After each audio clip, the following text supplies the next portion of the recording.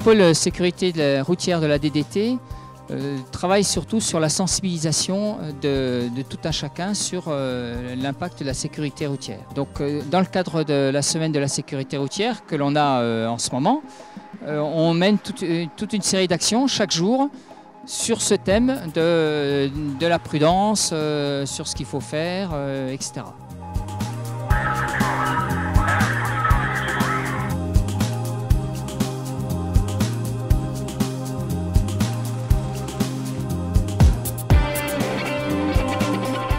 Bonjour, vous savez à quelle vitesse vous avez été arrêté? Vous venez d'être pris sur le 2x2 voies à 117 km/h. Vous doublez un camion. 117 au lieu de combien? 110. Quand il pleut, c'est combien? C'est 100. Alors, vous avez une chance terrible dans votre malheur. Pas un grand malheur.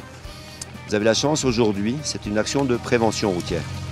Donc, vu que vous n'êtes pas au-delà des 126 qui sont notre seuil sous la pluie, vous n'êtes pas dans le gros excès de vitesse, vous avez le choix ou de payer votre amende et vos points, ou de monter dans le bus, passer 20 minutes à regarder un petit film sur la sécurité routière. Quel est votre choix?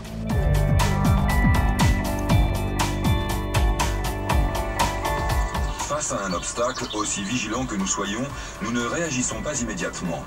Il faut au minimum 1 seconde à l'information pour être transmise de notre œil à notre cerveau.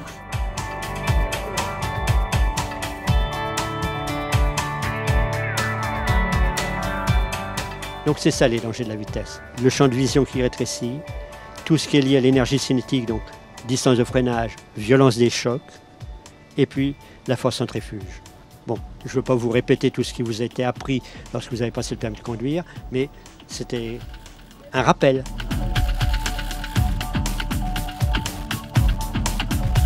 Cette sensibilisation est une très bonne idée. On n'est forcément pas conscient quand on est au volant, puisque l'automobile est une sorte de bulle, donc c'est très dangereux.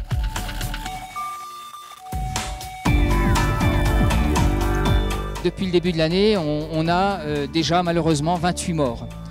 Donc on constate malheureusement depuis 3-4 ans une stagnation dans la baisse des tués, baisse que l'on avait depuis une dizaine d'années. On avait une baisse assez sensible et régulière.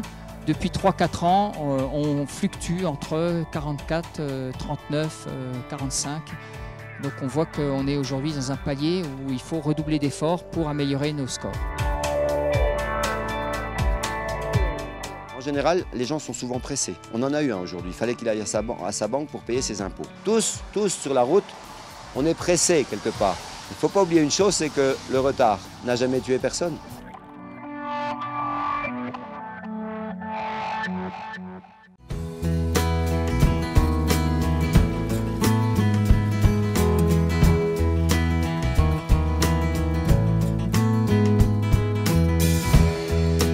Il y a cette opération qui est une opération qui permet de montrer au grand public un peu comment on est exposé aux risques lorsqu'on est usager de la route.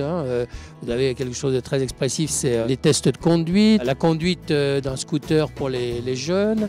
Vous avez les lunettes qui simulent un état d'alcoolémie avancé. On n'est pas que dans le répressif, si je puis dire, on travaille aussi à l'éducatif, à la sensibilisation. C'est aussi très important.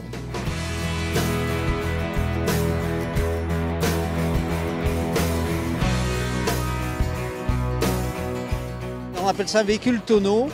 C'est un véhicule qui va montrer aux gens à quoi sert la ceinture de sécurité.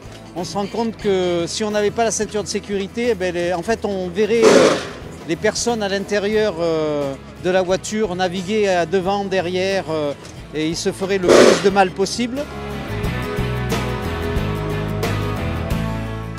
On a tous besoin d'être sensibilisés. Chaque jour, ça nous concerne, surtout nous les jeunes, avec les soirées, le jeudi soir, le samedi soir. J'ai cassé ma voiture la semaine dernière, donc oui, je suis conscient, j'ai dû mettre toute ma paye dedans. C'est vrai que ça dépend comment on conduit, soit en ville ou à la campagne ou sur l'autoroute. Il y a toujours des choses qu'on oublie, je pense. J'ai vu que j'avais quelque chose à reprendre au niveau de ma conduite, déjà. Et je pense que ça peut sensibiliser, donc ça suffit à apprécier. Voir qu'on a un cycliste sur le capot, ça suffit, même sur un écran virtuel, ça suffit à impressionner. Ouais.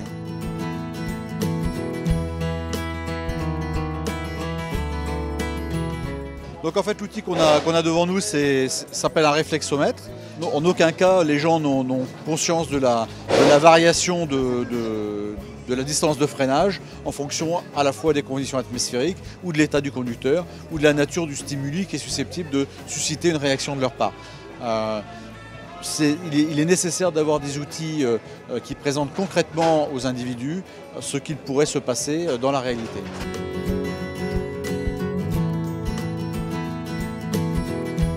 Donc là c'est le véhicule radar, donc, que les Bisontins connaissent bien, qu'ils le voient régulièrement au bord des routes. Donc cet appareil peut être utilisé aussi bien en rapprochement qu'en éloignement, ainsi qu'une façon débarquée, c'est-à-dire que le véhicule n'est plus obligé d'être au bord de la route. Et tout est transmis par un système Wi-Fi et le véhicule peut être stationné à quelques mètres du radar proprement dit.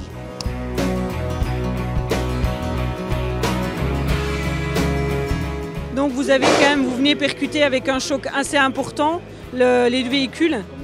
Si on regarde, il vous manquait 190 mètres pour réussir à éviter l'accident. Donc 130 km/h, on a du mal, les différentes personnes qui peuvent le faire, ont du mal de réagir suffisamment tôt pour éviter l'accident. J'ai appris que je manquais un peu de réflexe, malgré que j'ai le permis depuis 3 ans. Puis étant jeune conducteur, je pensais être au point niveau réflexe. Je m'aperçois qu'il y a pas mal de choses que je laisse passer, comme les cyclistes sur le côté. La prochaine fois que je passerai derrière un vrai volant, je ferai attention.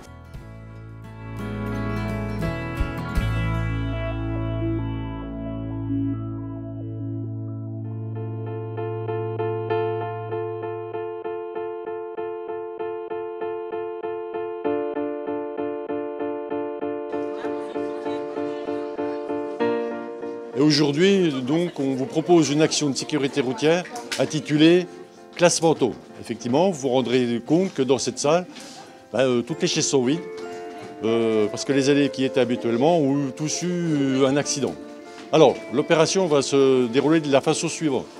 Sur chaque table, vous verrez, il y a une photo de l'élève en question, et le descriptif de l'accident qu'il a subi. Donc on vous demande de passer devant chaque récit d'accident et de noter vos remarques.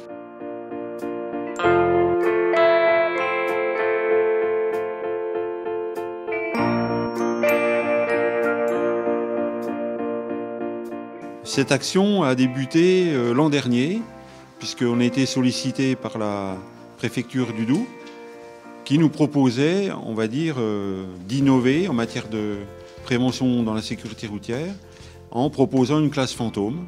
Donc nous avons répondu favorablement et on a décidé de concerner le niveau des élèves de 4e, qui nous semblait être un moment important dans l'entrée dans la citoyenneté. Quand on voit que ça peut arriver à des jeunes de notre âge, ça fait un peu plus réfléchir.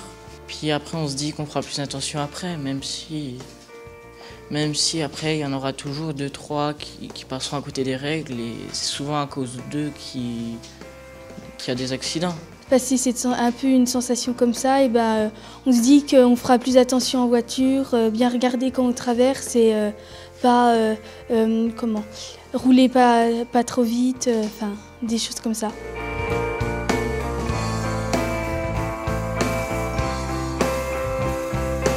Alors c'est vrai que le système de cette classe ne permet pas aux élèves qui la visitent de savoir s'il y a eu un décès par rapport à une situation grave d'accident.